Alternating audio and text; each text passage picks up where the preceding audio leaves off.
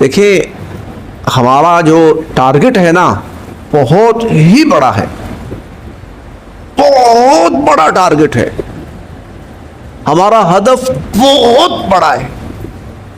اور وہ ہدف کیا ہے کہ کل قیامت والے دن ہم اللہ کے سامنے جب جائیں تو اللہ پاک ہمیں کامیاب لوگوں میں شامل فرمائے، اور پھر ہمیشہ ہمیشہ ہمیشہ ہمیشہ کے لیے ہمارے لیے کامیابی کامیابی کامیابی کامیابی ہی کامیابی، رحمتیں، نعمتیں، عیاشیاں۔ میں یہ لفظ بھی کہہ رہا ہوں، کوئی یعنی تکلیف کا نام و نشان تک نہیں ہوگا، کھر بہا کھر بہا کھر بہا کھر بہا کھر بہا سال کی زندگی، عیش و عشرت ہر طرح کی، وہ کہ جو انسانی سوچ میں بھی نہیں آئی۔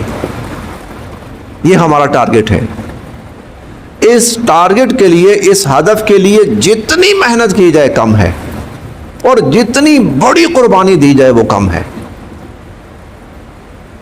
جتنی محنت اور جتنی بڑی قربانی دی جائے وہ کم ہے۔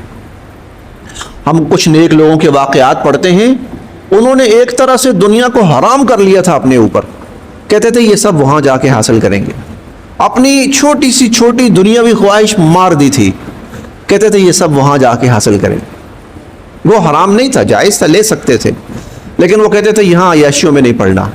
دیکھیں حضور علیہ الصلوۃ والسلام کا وہ کتنا عجیب واقعہ ہے، کتنا عجیب منظر ہے کہ جب حضرت عمر رضی اللہ عنہ آئے تو آپ لیٹے ہوئے تھے، اور نیچے وہ یہ نا پرالی سی پڑی ہوئی تھی، وہ نیچے پڑی تھی، تو جب آپ اٹھے تو چونکہ چادر سی لی ہوئی تھی تو وہ پرالی جو تھی نا وہ جسم پہ لگ کر تو نشان پڑے ہوئے تھے۔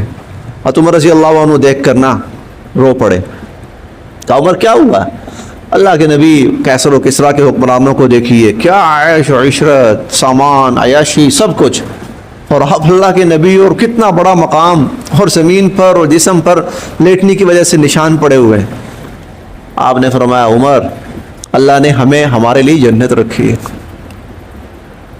یہاں نہیں لینا، یہاں فائدے نہیں لینے، یہاں عیش و عشرت نہیں لینی، ہمارا ہدف بہت بڑا ہے، ہمارا ٹارگٹ بہت بڑا ہے، اس لیے اس کے لیے جتنی محنت کی جائے کم ہے، اور جتنی قربانی دی جائے کم ہے۔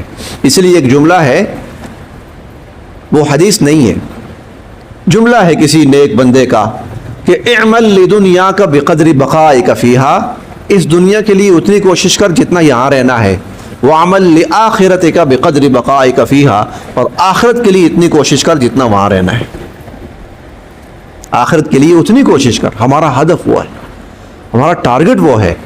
اسی لیے ہم چوتھے پارے میں پڑھیں گے فمن زحزح عن النار، قیامت کے دن جو جہنم سے بچا لیا گیا، وادخل الجنہ، اور جنت میں داخل کر دیا گیا، فقد فاز، کامیاب ہو گیا،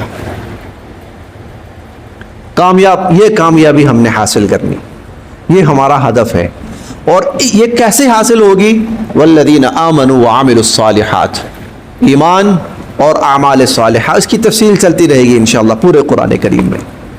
وہ ہمارا ہدف ہے، وہ ہمارا ٹارگٹ ہے، اور یہ دنیا ہے، اس کے اندر محنت کرنی ہے اس کے لیے۔